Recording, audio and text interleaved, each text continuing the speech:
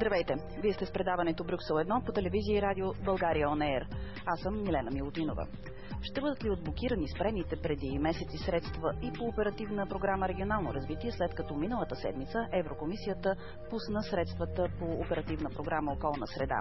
2014 година остава ли нулева за еврофондовете и възможно ли е 2015 да не е? Трима министри на регионалното развитие, транспорта и околната среда и вице-премиерът Томислав Дончев бяха тази седмица в Брюксел, за да спасят неспасяемото, както се изрази министър-председателят Борисов. Какво успяха да спасят, ще говорим днес с вице-премиера по еврофондовете и икономическата политика Томислав Дончев.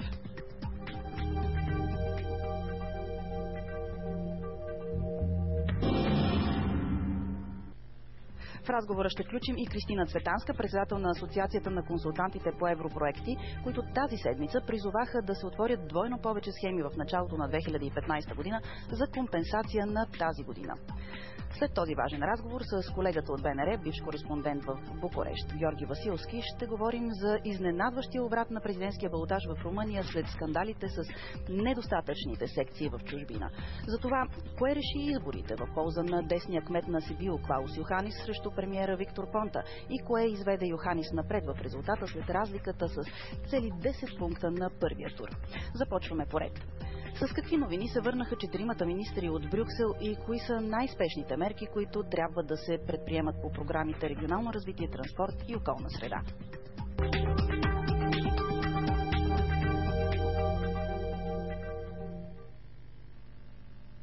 Българската делегация в Брюксел се върна с лоши новини. Така премиерът Бойко Борисов обобщи посещението. България е принудена да възприеме подход на минимизиране на загубите. Първите стъпки, които новият министър на регионалното развитие Лиляна Павлова е направила, за да бъде пусната оперативна програма регионално развитие, по думите й е предприемането на нова стратегия, която включва плоска финансова корекция за изчистване на системите, корекции по всички административни и процедурни препоръки. Срокът за това е още до края на месеца. Така парите ще могат да бъдат отблокирани през януари, което е и целта на Лиляна Павлова. Много работа чака и транспортния министър Ивайло Московски, който по време на визитата в Брюксел обяви, че натрупаното закъснение по ключовите транспортни проекти вече надхвърля една година. Министърът на околната среда и водите Ивелина Василева и нейният екип се надяват на максимално ранно възобновяване на изплащането на средства по оперативна програма Околна среда, нещо, което е въпрос на техническа процедура от страна на Европейската комисия.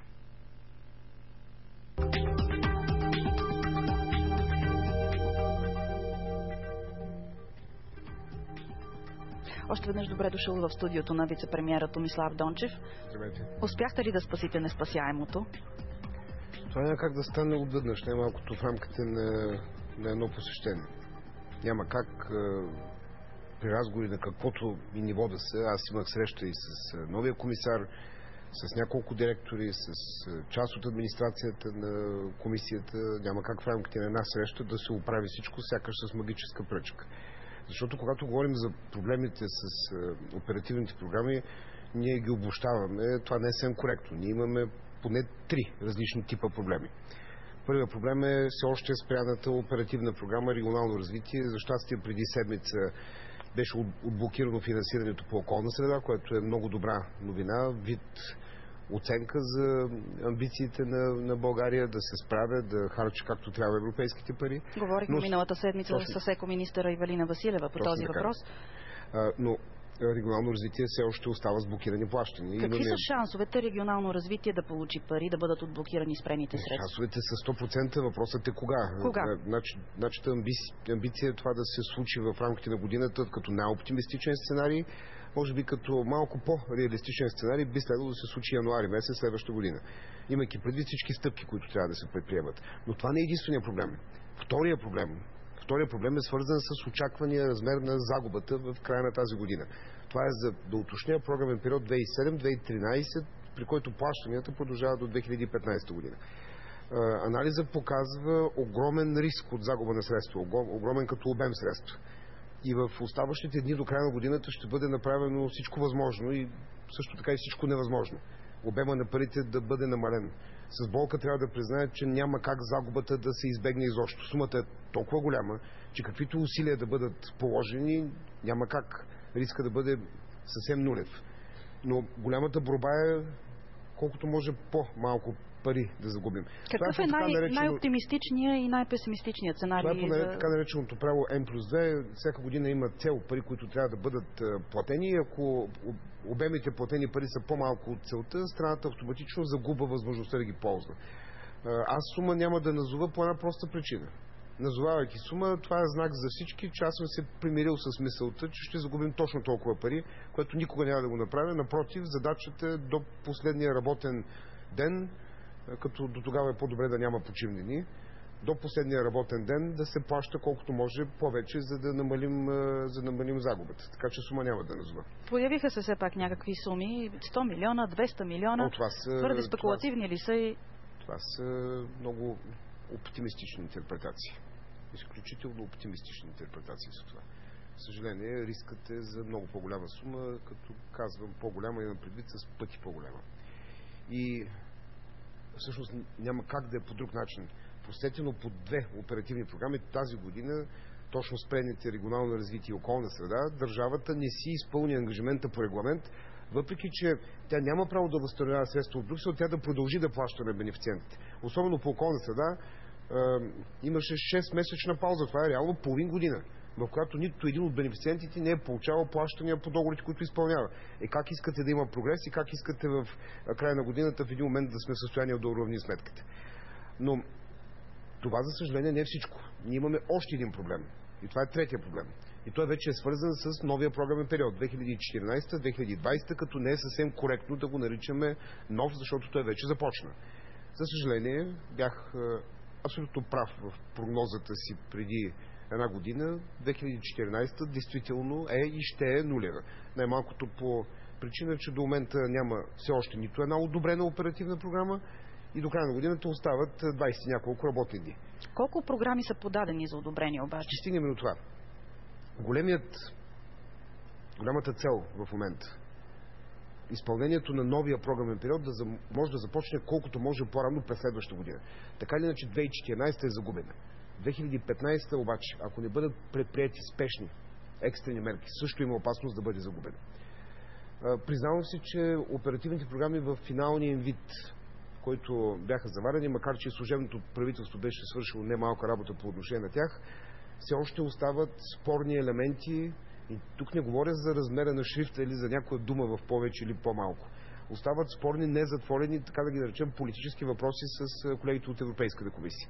Въпреки това, беше направено в края на миналата седмица героичното усилие, те за времето, което има, да бъдат доведени до такъв, да го наречем, приемлив вид. И към момента ние имаме изпратена оперативна програма развитие на човешките ресурси, която имам информация от комисията, че ще бъде одобрена в рамките на годината. Дори вероятно в началото на месец декември. Успяхме да изпратим след решение на съвета по европейските фондове, след решение на Министерски съвет. Транспорт и транспортна инфраструктура, бъдещата оперативна програма регионално развитие, която вече се казва региони в растеж, и иновации и конкурентоспособност. Трите програми. Като имаме амбицията до края на месец ноември да изпратим окончателния вариант на оперативна програма околна среда, както и наука и образование за интелигентен растеж. Също и амбицията, ако е възможно, защото там има доста за доработване, оперативна програма добро управление. Тук има една специфика. Тези програми, които не са процедирани на време в рамките на този месец, не са пратени до Европейската комисия, те подлежат на одобрение едва в средата на следващата година. Такива са правата и това е свързано не с друго, а планирането на бюджетните ангажименти, които Брюксел има, за да плаща по вече направените разходи. Именно за това беше в изключително кратки срокове беше обявена тази мобилизация, да може да ги подадем на време, дори при всички рискове, някои от въпроси, които не са изчистени, да бъдат проблем в бъдеще. Но в противен случай, наистина, 2015 има неимоверния риск да бъде година, в която плащанията ще започнат едва в края на годината, което не може да се го позволим. И българските общини, и бизнеса, и неправителствени организации, и доставчици на социални услуги, и строителния бранш разчитат на тези пари. Да си позволим да има една година с намаляващи плащания от стария програмен период и без нито стотинка от новия програмен период, това ще бъде огромен шок върху икономиката и огромен шок върху всички тези сектори. Затова, освен всичко останало, примерно добрия сценарий да приемем, че към март месец следващата година имаме одобрени, да кажем, 3 оперативни програми в един добър сценарий.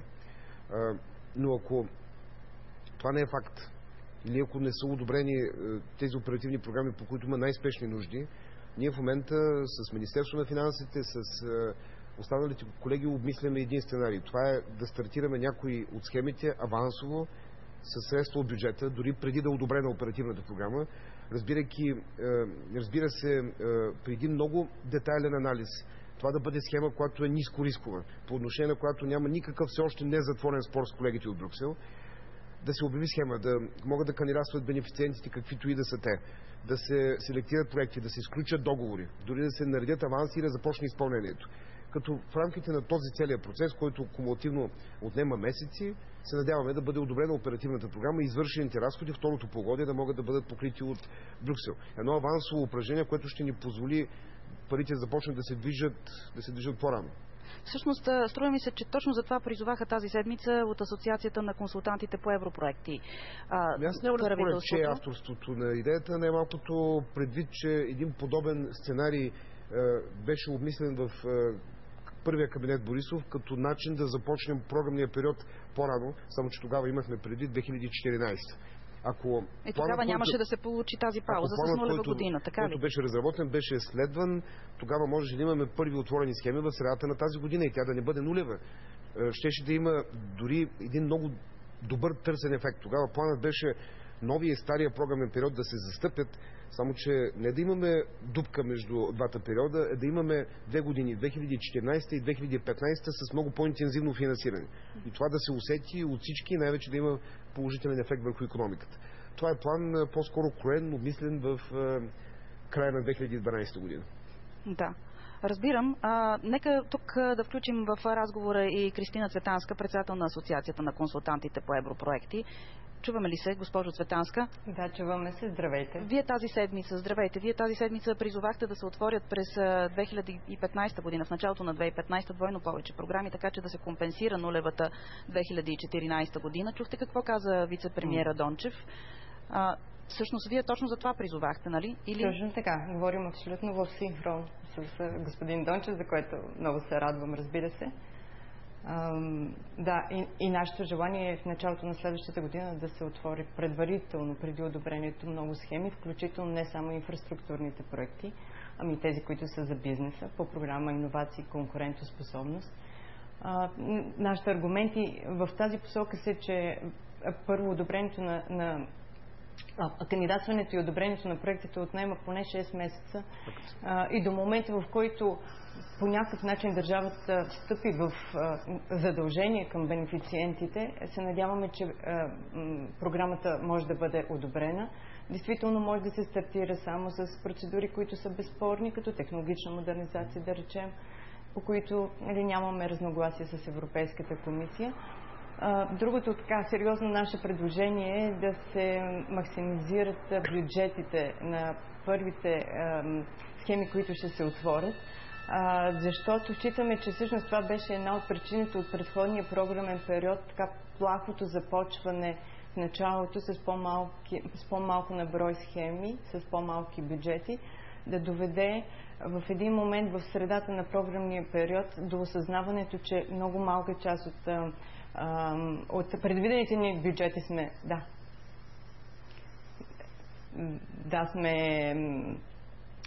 изразходвали и всъщност по този начин ще успеем да осигурим изразходване на средства в средата на програмния период с повече схеми и с по-големи бюджети, които да бъдат финансирани сега. Без да има никакъв риск към бюджета, специално за частните мерки, които се задават за частните бенефициенти.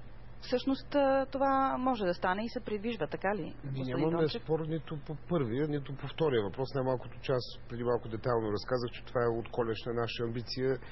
Сега тук вече детайлен анализ точно кога е прогнозното одобряване на програмите и най-вече какво може да понесе бюджета, защото не бива да забравяме, че един подобен сценарий предполага префинансиране от страна на държавния бюджет с гаранцията, както каза министър Горанов, че парите ще бъдат възстановени в рамките на 2015 година. Но в името на краткия отговор, да, амбицията е такава. Колкото до втория въпрос за стартирането на схеми с по-големи бюджети, само отбележа, че този екип от министри няма проблем с решителността или с плохостта. Най-малкото, че голяма част от оперативните програми ще бъдат под политическото ръководство на хора, които вече са били или министри, или заместник-министри, изключително персонално компетентни и ангажирани с съответния финансов инструмент. Ние проблеми с решителността нямаме, нито сме в ситуацията някой тепърва да се учи и да се ориентира какво да прави. За мен беше истинска гордост с колегите, като отидохме в Европейската комисия в Брюксел, правителство с 7 или 8 дни опит. Въпреки това, колегите, всеки от проектите, всеки от приоритетите може да коментира в най-малки детайли, най-малкото по причина, че са били вече в първия кабинет Борисов, но и по причина, че дори като народни представители на други позиции, те не са спирали да се интересуват, да следят и да бъдат ангажирани с всички тези проблеми. Добре, да ви питам обаче какви са изводите от сегашния програмен период и най-вече от спирането на парите през последните месеци. Всъщност, какво предстои да бъде направено? Ще има ли промяна в правилата за обществените поръчки, защото това беше една от причините парите да бъдат спрени, особено по регионално развитие? Всъщност причината не е толкова в правилата, по-скоро в начина, по който правилата се спазват. Това е една дълга тема и изключително груба грешка ще бъде, когато говорим за проблеми с обществените поръчки, първо да решим, че това е проблем само на България. Сигурно 2/3 от държавите членки имат сходни проблеми, може би не със същата степен на драматичност с обществените поръчки. Първо. И второ, изключително груба грешка ще бъде да считаме, че проблемът, който имаме при възлагането на обществени поръчки, е само единствено проблем на възложителя. Примерно община, агенция или който е бил друг. Това е хоризонтален проблем на цялата система. И ще ви обясня защо. Всяка обществена поръчка, преди да бъде обявена, когато е с европейски пари, на голяма стойност, тя минава предварителен контрол. Цялата документация, всички изисквания се преглеждат от Агенцията за обществени поръчки. Впоследствие, самата обществена поръчка, като проведена процедура, тя се проверява от управляващия орган на съответното министерство, който казва дали е правилно проведена или не. Тоест Агенцията по обществени поръчки и управляващия орган са одобрили... Но аз не съм довършил. Същите разходи се проверяват от сертифициращия орган в Министерство на финансите. Същите разходи се проверяват от одитния орган към Министерство на финансите. В много от случаите поръчките са минавали през Комисия за защита на конкуренцията и през Върховния административен съд. И когато ние имаме проблем, най-лесно да посочим с пръст бенефициента, който е възлагал процедурата. Само че аз ще ви напомня, че дори по част от тия процедури, заради които, примерно, имаме тези проблеми в регионално развитие или имахме тези в околна среда, всички тези институции са се произнесли. И дори 2 години са твърдяли, че въпросната процедура е наред. Точно за това ми беше въпросът, тъй като един от бенефициентите, община Бургас, т.е. кмета на община Бургас, каза, че именно цялата тази верига е казала да на самата процедура. Е абсолютно прав и той не е единствения. Разбира се, редно тогава къде е проблема, господин Дончев, и как може да се предотврати случването на такава ситуация в бъдеще? Имаме два пласта, така да го наречем, на проблема. Един е, че цялата държавна машина има чувствителност по темата и стандарти, които очевидно са по-ниски от стандарти, които искат контролните органи на Европейската комисия. Това е едната причина. Това трябва да си го признаем. Втори, разбира се, че ако трябва да бъдем съвсем честни, преди около година и половина Европейската комисия натегна доста правилата, доста повече от като стандарт, като прак, колкото изглеждаха в началото на програмния период. Което доведе да се разглеждат с задна дата проекти по нови правила и нови стандарти. Именно по тая причина всъщност се случиха тези драми в няколко от оперативните програми. Но вълшебен изход от обществените поръчки няма. Някой си мисли, примерно, че ако въведем още по-строг контрол, ако сложим още една контролна институция, която да гледа нещата, всичко ще се оправи. Това е илюзия. Добре, но какво е решението? Пътят минава към колкото може по-прости и лесни за следване правила. Аз категорично твърдя, като ще напомня, че съм примерно един от авторите на няколко от промените в Закона за обществените поръчки преди няколко години. Като народен представител активно участвах в правна комисия по последната лоша редакция на закона. Аз твърдя, че една от причините е, че закона за обществените поръчки нашия е прекалено сложен. Прекалено сложен, това е такава сложна комбинация от правила, срокове и изисквания, че, както се казва, не е достатъчно да имаш висше образование, трябва да имаш специализация, за да прилагаш закона. А този закон не се прилага от Българската академия на науките или само от администрацията на Министерски съвет, той се прилага и от малки общини. По тези процедури кандидатстват и малки фирми и правилата са изключително сложни за следване. Освен нередностите, където имаме съмнение за недобросъвестност, някои случаите за злоупотреба. Огромният процент от случаите не се дължи на зла умисъл. Той се държи на несъзнателна, неволна грешка или понякога невъзможност да се следват тези прости правила. И тук всъщност добрата новина е, че така или иначе има нова директива в обществените поръчки, която трябва да бъде транспонирана в българското законодателство. И за мен единственият вариант е не поредна кръпка върху закона за обществените поръчки. Защото той от кръпки вече сме загубили представа какъв е оригиналният цвят, който има. Изцяло нов закон. Изцяло нов закон. Тоест по-опростен закон за обществените поръчки с строги правила. Той трябва да бъде базиран на директивата, но ние ще постъпим глупаво.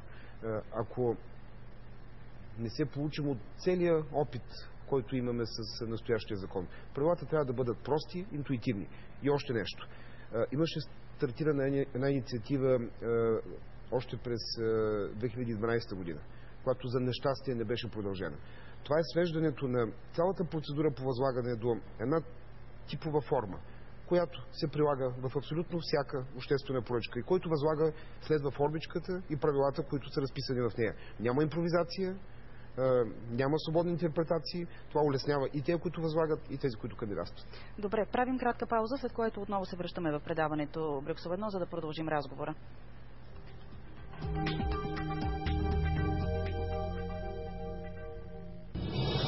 Издръжката, права и задължения за деца, бивши съпрузи или в чужбина. Кой на кого и как плаща и кого защитава закона. Още по темата в събота в 22:30 по България On Air.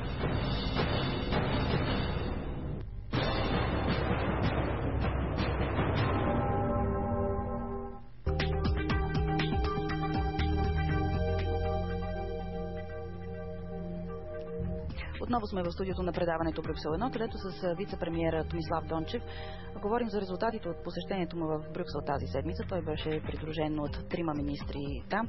И на пряката линия е Кристина Цветанска от Асоциацията на консултантите по европроекти в България. Госпожо Цветанска, още веднъж към вас. Какво друго смятате, че е важно в следващия програмен период, с оглед да се избегнат грешките, които България допусна през настоящия? През периода 2007-2013, който всъщност плащанията, по който всъщност още не са завършили. Да. Освен това, което казах всъщност в началото и върху което ние така поставяме сериозния акцент като приоритет, а именно предварително изпълнение на част от процедурите по оперативните програми, както и увеличаване максимално на бюджета на схемите, които ще стартират сега. Това, което трябва много да се работи в тази посока, е скоростта на работа. Скоростта на работа на цялата администрация, която е ангажирана в областта на европейските проекти.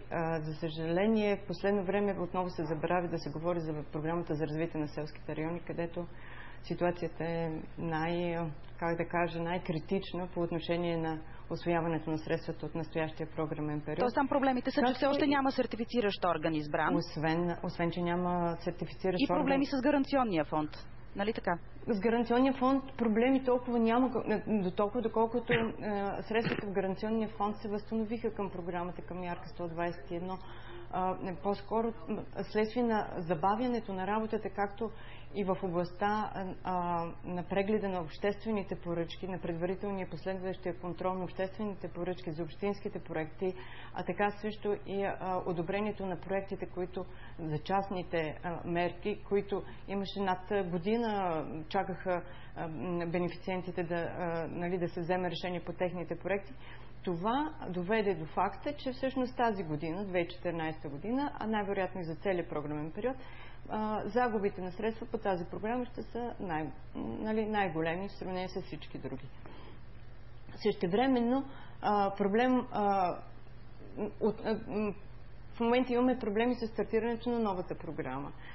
Тя е в още доста така, нали, не готов вид. Явно не са изчистени все още и забележките и коментарите на службите на Европейската комисия. Не чух от господин Дончев никаква прогноза за нея, кога се очаква всъщност да се финализира. Сега ще попитаме вице-премиера Дончев, ако имат още някой проблем, поставете, защото времето ни е ограничено. Проблемът с сертифициращия орган, вие го знаете, че той е сериозен. Това е, така ли? Това е от ваша страна. Добре, господин Дончев, наистина програмата за развитие на селските райони като че ли беше най-проблемната през изтеклия период. Продължава да бъде. Какви загуби очакваме? И тук се появиха различни числа. Аз казах, че няма да говорите за числа. Загуби няма да коментирам. Добре. Ще потвърдя, че риска там е може би един от най-големите съчетания с куп други проблеми. Забавен избор на сертифициращ орган. Оперативка при мен тази седмица колегите от Министерството на земеделието ме увериха, че се прави възможното по най-бързия начин да бъде избран такъв, но ние имаме и други проблеми. Това ще бъде вероятно една от най-забавените програми. И тук не е въпросът в преговори с Европейската комисия да ги убедим, че тя е готова максимално бързо да бъде одобрена, защото аз и ние добре знаем, че тя не е готова. Тя просто трябва да бъде първо качествено подготвена, едва тогава да бъде пусната за одобрение. Ние трябва да имаме самочувствие като държава. Ние не можем да пускаме един документ с ниско качество и после да ходим и да увещаваме колегите от Европейската комисия да го одобряват. Ние трябва да държим на репутацията си. Но беше поправен, нали така? Разбира се, но има още много работа, която да се свърши в него, включително такива очевидни детайли, като добрата демаркация и също време допълняемо с оперативна програма регионално развитие, когато говорим за инвестиционните мерки за бенефициенти общини. Това все още не е изчистено. И колкото и интензивно да е темпото, няма как това да се случи за ден, два или три. Да не коментирам, че добрият стандарт предполага, когато се въвежда мярка, когато се пише текст, който се отнася последствие към много общини и към частни организации, той да не бъде писан на тъмно в някой кабинет, в някое министерство, да бъде съгласуван с всички, които ще го прилагат. Така че не съм оптимист по отношение на ранния старт на програма за развитие на селските райони. Не по наша вина. А тъжното е, че включително и с колегите, примерно представители на консултантския бранш, преди 2 години или преди 2 години и половина разговаряхме за как парите да се движат по-бързо. Как правилата да бъдат по-прости, да бъдат по-интуитивни. Говорихме за електронното кандидатстване, говорихме за електронното учителя. Тоест, неща свързани с подобряване на системата. За съжаление, в момента сме в ситуацията, в която бяхме 2009-2010 година, в момента сме в режим на спасяване на системата. Надявам се, той да приключи максимално бързо, системата да бъде балансирана, съхранена и след това да отворим другия разговор, който е не по-малко важен за подобряване на системата. Защото къде забравихме, например, електронното кандидатстване и електронното учителе? Защо забравихме една подета инициатива, която трябваше да замени десетките или понякога стотици килограми хартия, които се подават от бенефициентите и се въртят из министерствата? Правилата за електронното кандидатстване предполагат много по-бързо, много по-прозрачно, много по-проследимо, много по-евтино целият този процес да бъде. Добре, защо се забрави? Може би защото останалите проблеми са много по-големи. Както казвате, програмата, първоначално подадената програма е дадена с изключително много грешки. Последната година усилията са в режим на спасяване, не в режим на подобряване. И разбира се, няма как да не отчета, че някои добри инициативи, които бяха стартирани преди това, просто не бяха продължени. Ние трябва да отворим други разговори. Коментирам директно електронното кандидатстване, електронното учитане. Системата ИСУН има въведени 2 модула такива и за мен те не са ползвани адекватно, колкото позволяват, но има с необходимата доза самочувствие. Може би след като преодолеем тази криза, която сме в момента, което надявам се при пълна мобилизация на екипа, която е факт, ще ни отнеме не повече от няколко месеца. Е редно да поставим някои други принципни въпроси. Ние на база на трупания опит и добър, включително и травматичен опит, имаме ли достатъчно самочувствие като държава, която вече е развила капацитет, между прочим, не само в администрациите, но и сред бенефициентите, и сред общините, и сред бизнеса, ако искате. Имаме ли? Да кажем, ние примерно ще следваме и доста по-прости правила. И тук мога да дам един конкретен, макар и малко детайлен пример. Защо при отчитането на всяка процедура ние обязателно трябва да искаме прилагането на всеки първичен счетоводен документ. При всяка проверка, това на място има как да се провери. Един проект се проверява Не 5-6, проверява се понякога повече от 10 пъти. Защо караме бенефициентите понякога в рамките на един проект да ни носят не сакове, не чанти, а колички с отчетна документация?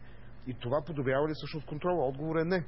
Отговорът е, че тези камари документи не водят до по-качествен контрол. И ние, както други държави, които са направили възможно отчитането само с финансов отчет и последваща проверка дали този отчет отговаря на предишните счетоводни документи, които трябва да има във фирмата или в общината. Моят категоричен отговор е, че има 2-3 смели стъпки, които след балансирането на системата трябва да бъдат предприяти. Кои са те? Едната я коментирах в момента. Задължително електронно кандидатстване, електронно отчитане. Между прочим, то е свързано с това, което коментирах преди малко. Третата важна стъпка е балансиране на правата в системата. Значи не може държавен орган, пък бил той министерство, да приемаме дефинитивно, че той винаги е прав. Той не винаги е прав. В момента този, който получава парите, бенефициента, този, който ги ползва, той почти няма права. Ако министерството каже, че няма да му верифицира някой разход или няма да му одобри проекта, или ще му направи финансова корекция, единственият вариант да възрази е дълга и сложна съдебна процедура по ГПК, на всичко догоре е скъп. Правата трябва да се балансират. Ние приемаме, че в министерството работят добри експерти, но ние нямаме гаранция, че те абсолютно винаги във всеки случай са прави. А как ще се балансират правата? Възможност всяко решение. Одобряване, неодобряване на проект, верифициране, неверифициране на разход, плащане, неплащане и финансова корекция да бъде обжалвано. По съдебен път, по реда на административно-процесуалния кодекс, което имаме доста по-бърз модел на съдопроизводство, съдът ще постановява кой е прав, кой не е и това ще се случва в кратки срокове. Това, впрочем, не е идея, която ми или ние е хрумнала в периода на престойна опозиция. Това е идея също от 2012 година, една от добрите идеи, която не беше продължена. Добре, понеже ни остава много време, 2-3 кратки въпроса с кратки отговори, надявам се, накрая. Защо всъщност бяха спрени еврофондовете, господин Дончев?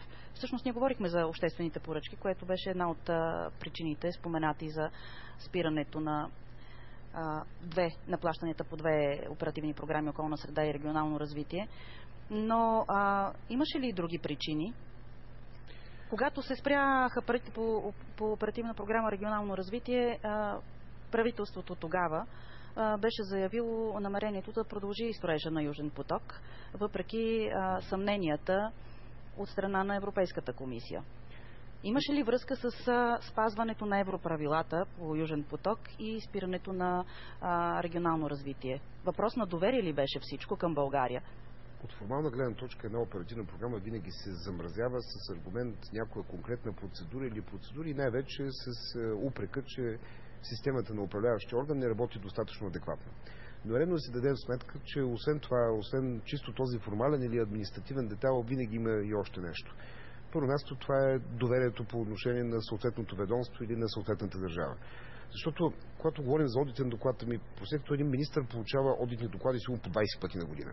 И не всеки одитен доклад с някои констатации в него, ние говорим за стотици проекти, може да е повод за спиране на програмата. Зависи какви мерки се предприемат. В случая, освен конкретния повод, имахме една хаотична, паническа реакция на самото правителство, което допълнително влоши нещата. И разбира се, това, което е политическия контекст на всичко, което се случва, говорим за едно правителство, което категорично не се ползваше с доверието на Европейската комисия. И, между прочим, съвсем коректно споменахте Южен поток. Каква репутация да има правителство, което се опита да измами Европейската комисия. И това не е вътрешно политически коментар в България. Аз преди няколко дни имах срещи, когато бях в Брюксел, включително и с представители на други дирекции, свързани с енергетиката. Усещането, което е оставено там, именно, че българското правителство се е опитало да измами европейските партньори. За какво доверие говорим тогава? Тогава можем да направим тази релация, която някои правят. Усилията трябва да вървят в две посоки. Едното е, разбира се, винаги има нужда от допълнително подобряване на качеството на контрол на ниво управляващ орган, на ниво министерство. Но успоредно с това, голямата политическа задача е България отново да стане прогнозируем партньор, който когато каже едно е едно, две е две. Да, бяхте ясен тук. 2018 година предстои преглед на изпълнението на европрограмите, нали така? И ще се направи преглед на това доколко добре върви усвояването на евросредствата и какви реформи са направени в съответните сектори, в които се усвояват европари. Има ли възможност България и тогава да се окаже несправила с някои проблеми и да бъде наказана с спиране или намаляване на еврофондовете? Риск винаги има. Също само ще се позволя да коригирам. Прегледа се прави след края на 2016 година по така наречените предварителни условия, където се прави преглед страната как е напреднала с реформата в съответния сектор. Напомням, че парите от новия програмен период са пари под условия. Те се дават само ако реформите, с които се е ангажирала страната членка, това важи не само за България, за всяка държава членка, вървят по план. Ако реформите не вървят по план, финансирането в съответния сектор се спира. Ние възобновихме един механизъм, който на ежемесечна база всички министри трябва да докладват в Министерския съвет как напредват с изпълнението на тези предварителни условия и доколкото зависи от мен и от нас, ние подобни проблеми няма да допуснем. И последен въпрос, господин Дончев. Очаквате ли да се открие наказателна процедура по отношение на отпадните води, тъй като България е изпуснала сроковете по двете директиви за отпадните води за населените места, съответно до 10 000 над 10 000 души. Единият срок беше 2010, другия е 2014, която вече минава. Това коментирахме и миналата седмица с министър Ивелина Василева. Тоест, няма да имаме възможност да завършим, да се впишем в срока 2014. Нямаме достатъчно европари да направим пречиствателни станции навсякъде, но нямаме и пари от бюджета, нали така? Как ще се справим с тази ситуация? Очакваме ли наказателна процедура? Само да бележа, че България има проблем не само с емисиите отпадъчни води, тя има проблеми с отпадъците. Отскоро остро се поставя въпроса и замърсяването на въздуха. 13 наказателни процедури в екологията. С фини прахови частици. Между прочим, това не е нещо уникално, в смисъл България е далеч не единствената страна, която има подобен проблем, но конкретно за качеството на водите. Всъщност Европейската комисия не реагира като машина, когато има неизпълнение, тя веднага да влиза в наказателна процедура. Би следвало да се отчитат и усилията, които полага съответната държава членка.